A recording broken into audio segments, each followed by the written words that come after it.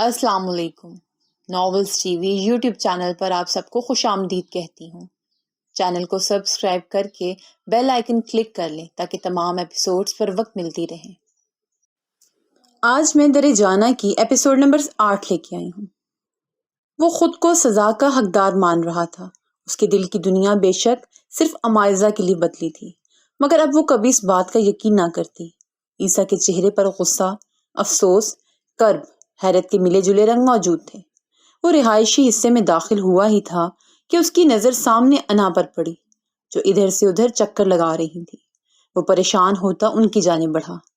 آ گئے تم؟ سب خیریت تھی؟ انہوں نے پریشانی و تشویش سے دریافت کیا۔ ان کے سوال پر اس کی پریشانی میں کمی واقع ہوئی تھی، مگر پریشانی پہلے سے بڑھ گئی تھی۔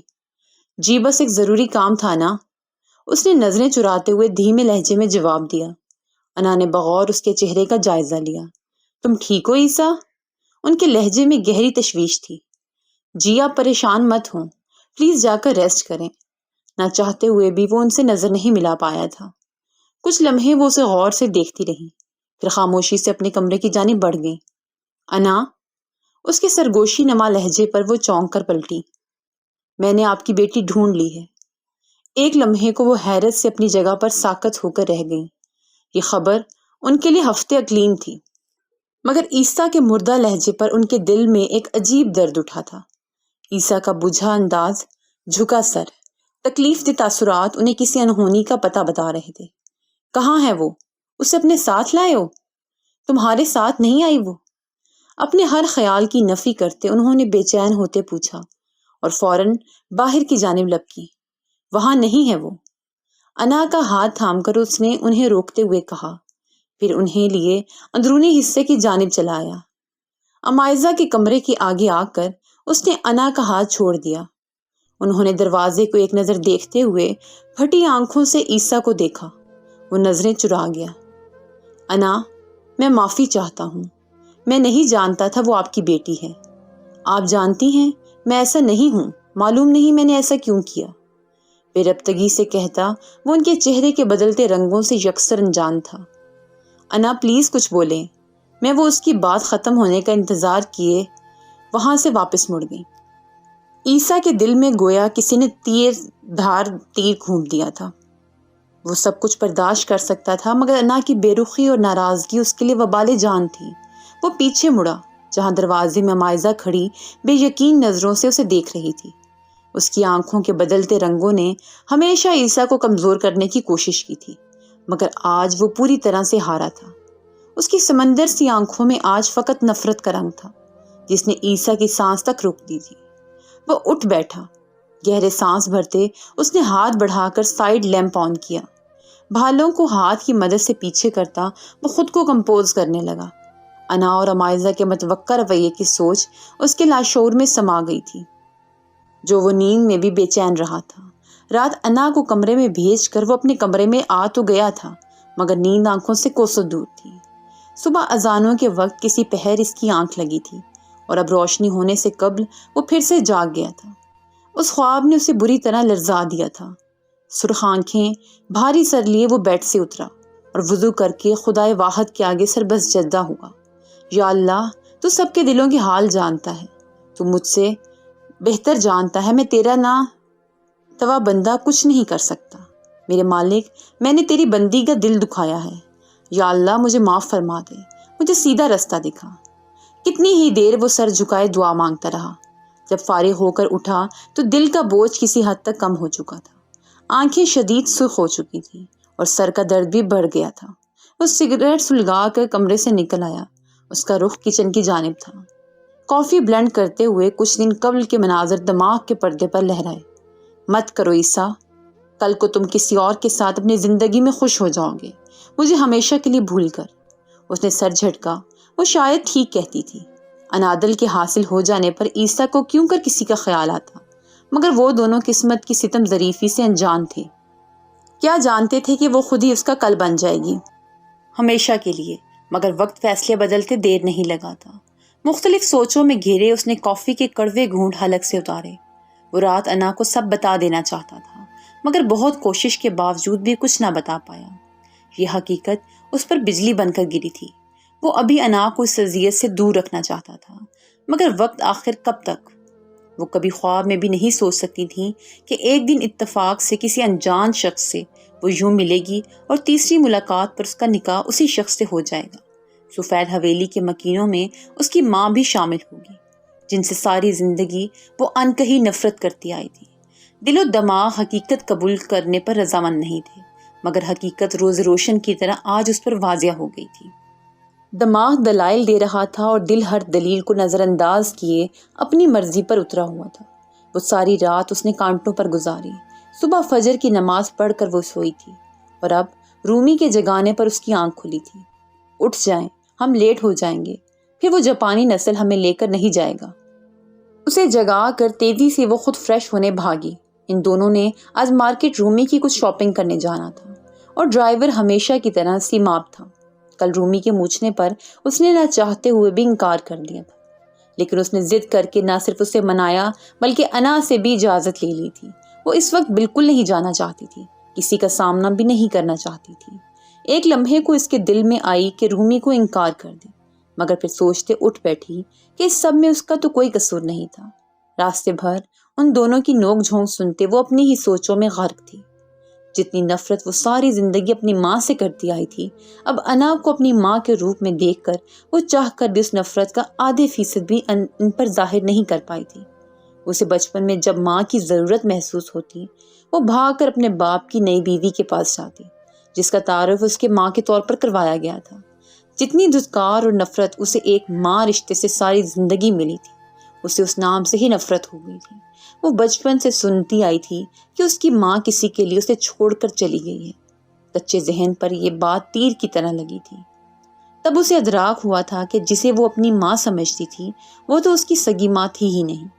اس رات بیٹھ کر وہ اپنی ماں کو ناراضگی بھرے خط لکھتی رہی تھی، جس میں اپنی سوتیلی ماں کے رویے سے لے کر ہر ایک شکوہ درج تھا۔ پھر صبح ہونے سے قبل اس نے وہ سارے لیٹرز گھر کے لیٹر باکس میں ڈال دیے تھے۔ صبح جب وہ سو کر جاگی تو نیا تماشا اس کا منتظر تھا۔ اس کے باپ کی بیوی رو رو کر اس کے باپ کو وہی لیٹرز پڑھا رہی تھی۔ اسے حیرت ہوئی تھی کہ کیسے وہ ظالم ہوتے ہوئے بھی خود مظلوم بن گئی تھی، اور اپنے باپ کی عدالت میں ہمیشہ کی طرح مجرم کے طور پر وہ پیش کی گئی۔ وہ ہائی اسکول سے فارغ ہوئی تھی جب اس کے باپ نے اچانک پاکستان واپس جانے کا فیصلہ کیا۔ ماہم نے خوب ہنگامہ رائے کی، مگر اپنی ماں کے آگے اس کی ایک نہ چلی، اور وہ پاکستان آ گئی۔ وہ ساری زندگی اپنی ہر محرومی، ہر تذلیل کا ذمہ دار اپنی ماں کو ٹھہراتی کہ اگر وہ اسے چھوڑ کر نہ جاتی تو وہ بھی محبت بھرے ماحول میں پرورش پاتی، جیسے ماں ہم نے پائی تھی۔ اپنی سوتیلی ماں سے لاکھ رنجشیں سہی، مگر اپنی بہن سے محبت تھی اسے۔ مگر وہ بھی آہستہ آہستہ اپنی ماں کی ڈگر پر چلنے لگی۔ ماں باپ اور اب بہن سے بھی دھتکار دی گئی تھی، مگر اس نے کبھی اس کسی کو محسوس نہیں کروایا تھا کہ ان کے حوصلے شکن رویے اسے کس نہج پر جا کر توڑتے تھے۔ عیسیٰ سے نکاح والے دن اسے لگا تھا شاید اب زندگی بدل جائے گی۔ کسی نے خود آگے بڑھ کر اس کا ہاتھ تھاما تھا۔ اس نے صدق دل سے لبیک کہا تھا، مگر یہ آخری وار اس کی پوری زندگی پر کاری ضرب ثابت ہوا تھا۔ وہ ڈھہ گئی تھی، مگر کسی حد تک اب سنبھل چکی تھی۔ تو نیا عذاب اس کا منتظر تھا۔ گاڑی کو جھٹکا لگنے پر وہ سوچوں کی جلغار سے باہر نکلی۔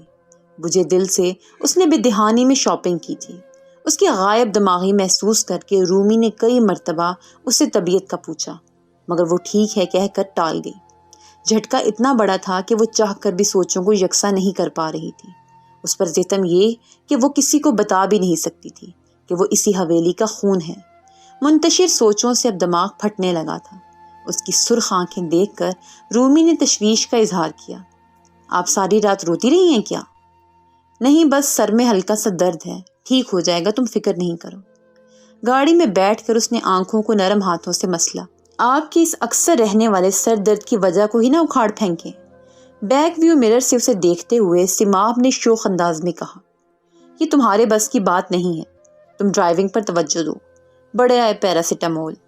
رومی نے لطیف سا طنز کرتے مائزہ کو اس پر توجہ نہ دینے کا اشارہ کیا۔ اس نے گھور کر رومی کو دیکھا اور بدمزہ ہو کر اپنی توجہ ڈرائیونگ پر مرکوز کر دی۔ درد اتنا تھا کہ ایک رات دل وحشی نے ہر رگ جان سے الجھنا چاہا، ہر بنے منہ سے ٹپکنا چاہا، اور کہیں دور تیرے صحن میں گویا پتا پتا میرے افسردہ لہو میں دھل کر حسن مہتاب سے آسردہ نظر آنے لگا۔ میرے ویرانہ تن میں گویا سارے دکھتے ہوئے ریشوں کی تنابیں کھل کر سلسلہ وار پتہ دینے لگی، رخصت قافلہ شوق کی تیاری کا۔ اور جب یاد کی بجھتی ہوئی شمعوں میں نظر آیا، کہیں ایک پل آخری لمحہ، تیری دلداری کا درد اتنا تھا کہ اس سے بھی گزرنا چاہا۔ ہم نے چاہا بھی مگر دل نہ ٹھہرنا چاہا۔ حویلی میں داخل ہوتے ہی پہلا سامنا اسی ستمگر سے ہوا تھا جسے وہ اس وقت سب سے زیادہ گریز کرنا چاہ رہی تھی۔ وہ اسے نظر انداز کر کے خاموشی سے اندر چلی گئی۔ عیسیٰ نے مڑ کر اسے اندر جاتے دیکھا تھا، مگر اس نے مڑنا بھی گوارا نہیں کیا تھا۔ عیسیٰ کا دل گویا کسی نے مسلا۔ سماب اس سے بات کر رہا تھا اور وہ اسے نظر انداز کر کے فوراً اس کے پیچھے لپکا۔ سماب اور رومی نے حیرت سے اسے دیکھا۔ وہ اپنے کمرے میں داخل ہی ہوئی تھی کہ پیچھے کسی نے دروازہ بند کیا تھا۔ وہ رومی کا سوچ کر مڑی، مگر عیسیٰ کو بند دروازے کے آگے استادہ دیکھ کر ایک لمحے کو دل حلق میں آیا تھا۔ اب کیسی ہو؟ چند ثانیے تک اس کو دیکھتے رہنے بعد وہ نرم لہجے میں گویا ہوا۔ انادل نے حیرت سے اسے دیکھا۔ آپ کو یوں میرے کمرے میں نہیں آنا چاہیے تھا۔ اگر کسی نے دیکھ لیا یا رومی آتی ہوگی، سب کیا سوچیں گے؟ اس کا لہجہ اسپاٹ تھا، مگر چہرے پر پریشانی کی جھلک تھی۔ وہ ایک قدم اس کی طرف بڑھا، کچھ کہنے کے لیے لب کھولے، پھر خاموش ہو کر لب دبا گیا۔ سر جھکا کر اس نے قدم پیچھے لیا اور دروازہ کھول کر واپس چلا گیا۔ وہ اس کے انداز پر الجھ کر رہ گئی۔ وہ ادھر ہی الجھی ہوئی بھاری دل لیے کشمکش میں گھری کھڑی تھی کہ انا اور رومی کے آنے پر ہوش میں آئی۔ بیٹا، رومی بتا رہی تھی کہ پھر سر درد کی شکایت ہے، سب خیر ہے؟ کوئی پریشانی ہے تو مجھے بتاؤ۔ پریشانی سے کہتے انہوں نے اس کے چہرے کو تھپ تھپانے کو ہاتھ بڑھایا، مگر وہ غیر محسوس انداز میں پیچھے ہو گئی۔ میں ٹھیک ہوں، آپ کو پریشان ہونے کی ضرورت نہیں ہے۔ اس کا لہجہ انتہائی سرد اور بے لچک تھا۔ رومی اور انا دونوں نے حیرت سے اسے دیکھا تھا۔ وہ اتنے سے دنوں میں سب سے زیادہ انا سے ہی مانوس ہوئی تھی، اور اب یوں ایسا رویہ سمجھ سے باہر تھا۔ اگر کسی چیز کی ضرورت ہو تو مجھے بتانا بیٹا، اور رومی خیال رکھا کرو بہن کا۔ انا نے نرمی سے کہتے رومی کو ہدایت جاری کی اور کمرے سے چلی گئی۔ وہ خاموشی سے آ کر بیڈ پر سر تک چادر تان کر لیٹ گئی۔ کیا ہوا مائزہ، طبیعت ٹھیک ہے؟ رومی نے تشویش و پریشانی سے پوچھا، لیکن اس نے کوئی جواب نہ دیا۔ اس کا دل رو رہا تھا۔ ان کے اس انداز پر، آپ ایک انجان لڑکی کو اتنی محبت دے سکتی ہیں تو اپنی بیٹی کو کیوں نہیں؟ کیوں چھوڑ آئے مجھے ایسے اپنوں میں جو دشمنوں سے بھی بدتر رہے میرے ساتھ؟ کیوں کیا آپ نے میرے ساتھ ایسا؟ کیا قصور تھا میرا؟ مجھے ہی کیوں تماشا بنایا گیا؟ کیوں تماشا گر ہمیشہ شائقین محفل بھی رہے؟ اگر آپ چاہتی تو مجھے ڈھونڈ سکتی تھی۔ آپ کو کبھی مجھ سے محبت ہی نہیں تھی۔ اب کیوں روتی ہیں میری تصاویر دیکھ کر؟ میرا بچپن جتنا بھیانک گزرا ہے یہ صرف میں جانتی ہوں یا میرا خدا۔ آپ کو کوئی خوف نہیں آیا کچھ ماں کی بچی کو ایک غیر عورت کی گود میں ڈالتے؟ رات کے تیسرے پہر وہ ڈائری کے صفحات کالے کر رہی تھی۔ دل کا درد لفظوں کی صورت لمحہ لمحہ کاغذات پر بکھرتا جا رہا تھا، مگر کم ہونے میں نہیں آ رہا تھا۔ اگلے دن وہ دیر تک بیڈ پر ہی پڑی رہی تھی۔ ساری رات روتے رہنے کے سبب آنکھیں سوج کر سرخ ہو چکی تھیں۔ رومی اس کی آنکھیں دیکھ کر پریشان ہو کر انا کو بلا لائی تھی۔ انا اب اس سے مسلسل پوچھ رہی تھی، مگر وہ لبوں پر قفل لگائے بیٹھی تھی۔ بیٹا کیا ہوا ہے، کچھ تو بتاؤ۔ اگر کسی نے کچھ کہا ہے تو مجھے بتاؤ، میرا دل ڈوبا جا رہا ہے۔ انا از حد پریشان ہو گئی تھی۔ وہ اب بھی خاموش بیٹھی دور خلا کو گھور رہی تھی، گویا وہ یہاں اکیلی تھی۔ وہ ایسی ہی ہو گئی تھی، زخم کھا کھا کر اب مسکرانا سیکھ گئی تھی۔ درد پر خاموش ہو جانا اپنا دستور بنا لیا تھا، مگر یہ نیا زخم بھرنے کے لیے اسے شاید ایک زندگی درکار تھی۔ وہ بمشکل آنکھوں کو بھیگنے سے روک رہی تھی۔ وہ ان کے سامنے کسی صورت رونا نہیں چاہتی تھی۔ رومی جاؤ، عیسیٰ کو بلاؤ، انا نے کچھ سوچتے ہوئے رومی کو کہا۔ وہ فوراً اٹھ کر تیر کی سی تیزی سے کمرے سے نکلی۔ عیسیٰ کے نام پر اس کے چہرے کا رنگ ضرور بدلا تھا، مگر پتھریلے تاثرات میں کوئی کمی نہیں آئی تھی۔ کل سے اس نے خود پر ضبط کا بندھن باندھ رکھا تھا، مگر جیسے ہی انا کو دیکھتی تھی تو تکلیف نئے سرے سے سر اٹھاتی تھی۔ وہ نہ چاہتے ہوئے بھی یہ سب کر رہی تھی۔ وہ نفرت کے اظہار سے خود کو روک نہیں پا رہی تھی، نہ ہی انہیں اپنے رویے کی وجہ بتا رہی تھی۔ وہ بس انہیں خاموشی کی مار مار رہی تھی۔ انہیں وہی لٹانا چاہ رہی تھی جو اسے ساری زندگی ملا تھا، نفرت۔ کچھ ہی دیر میں عیسیٰ تقریباً بھاگتا ہوا اندر داخل ہوا تھا۔ سامنے بیڈ پر انادل سرخ سوجی آنکھیں لیے بیٹھی تھی۔ انا اس کے عین سامنے بیٹھی تھی۔ انا کو دیکھ کر اس نے خود پر قابو پاتے ہوئے گہرا سانس بھرا اور باوقار قدم اٹھاتا انا تک پہنچا۔ عیسیٰ دیکھو، نہ جانے اسے کیا ہوا ہے، نہ کچھ کھا رہی ہے نہ کچھ بول رہی ہے، بس یوں ہی بیٹھی ہے۔ اگر تمہارے دوست کے گھر کوئی مسئلہ ہوا ہے تو اسے لے جاؤ، اس کے گھر ملواؤ، اسے شاید گھر والوں سے اداس ہو گئی ہے۔ انا نے پریشانی سے کہتے ہوئے ایک نظر اسے دیکھا جو اب بھی ویسے ہی بیٹھی تھی۔ عیسیٰ نے اس کے بکھرے حلیے کو دیکھا۔ اس کا دل گویا کسی نے مٹھی میں لیا تھا۔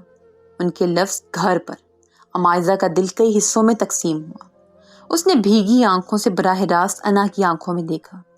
اس کی سمندر سے نیلی آنکھوں میں انا کو گہرے کرب و شکایتوں کا ایک انبار نظر آیا تھا۔ وہ سمجھ نہ سکی تھی۔ اس کی نظروں نے عیسیٰ کو بہت کچھ سوچنے پر مجبور کر دیا تھا۔ سب کچھ اپنا خیال سمجھتا وہ سر ہلا گیا۔ انا آپ جائیں، میں دیکھتا ہوں، آپ پریشان مت ہوں۔ اس نے فوراً انا کو وہاں سے اٹھایا۔ ایسے کیسے پریشان نہ ہوں، حالت دیکھو، رات بھر میں کیسی ہو گئی ہے، اس کے گھر والوں کو کیا جواب دیں گے ہم؟ انا بضد تھی۔ انا آپ پلیز جائیں، میں سنبھال لوں گا، ٹرسٹ می۔ اس نے اصرار کرتے ہوئے رومی کو اشارہ کیا۔ وہ عاجز آ چکا تھا۔ یہ کیسا عذاب تھا جو اس کے دل کو یوں بری طرح کانپنے پر مجبور کر رہا تھا۔ وہ چاہتا تھا کہ انا اور امائزہ دونوں اس کی اصل شناخت پا لیں، مگر اس کا ایک حصہ چاہتا تھا کہ یہ حقیقت ہمیشہ راز ہی رہے، کبھی کسی کو علم نہ ہو۔ آئیں انا، لالا کہہ رہے ہیں تو وہ سنبھال لیں گے، آپ پریشان مت ہوں۔ رومی انہیں لیے وہاں سے چلی گئی تھی۔ گہرا سانس بھرتا وہ مڑا۔ تم بھی جا سکتے ہو، مجھے کسی کی ضرورت نہیں ہے، اب میں مزید یہاں نہیں رہنا چاہتی۔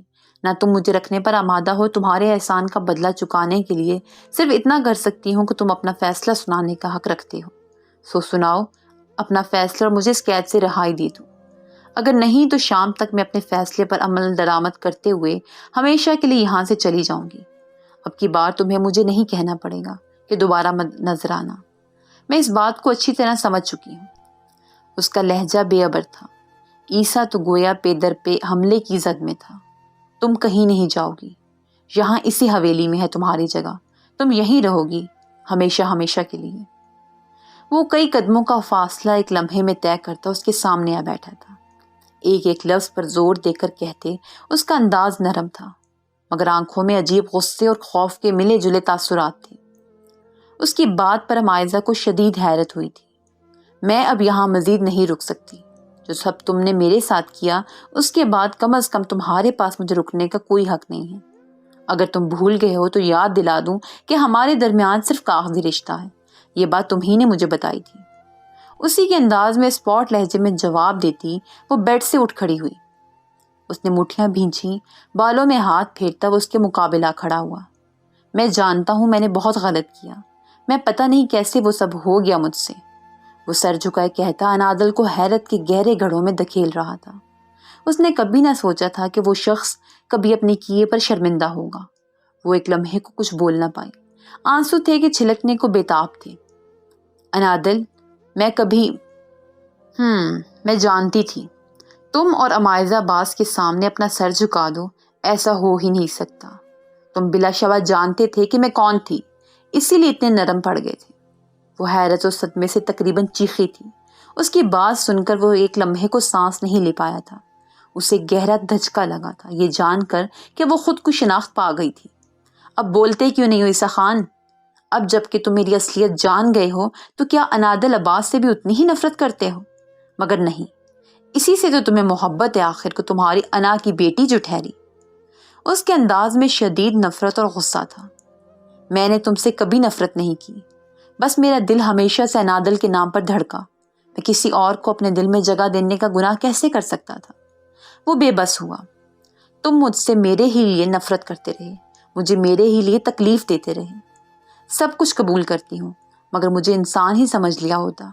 میں نے تو کبھی تمہارے دل میں جگہ نہیں مانگی تھی، بس عزت بھرا ساتھ مانگا تھا، جسے تم نے 2 کوڑی کا کر دیا۔